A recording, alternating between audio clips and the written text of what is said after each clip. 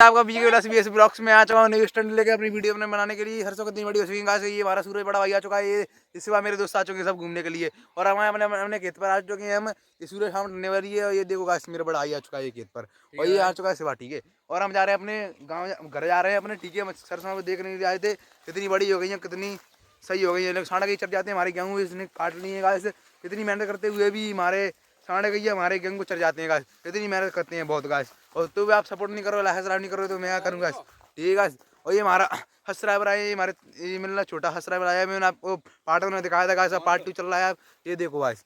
ठीक है और मैं इधर आया हूँ इधर बेर भी यहाँ पे लग रहे हैं। ठीक है बेर भी खाओ देखो स्वादिष्ट बेर है और मैं और हम घर जा रहे हैं। ठीक है गाइस ठीक है बाय बाय बाय दोस्तों मिलते हैं डीगोलस फैमिली से।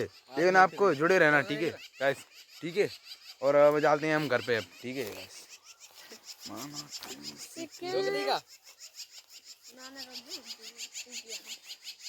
Bye bye guys please like subscribe me दोस्तों बाय बाय।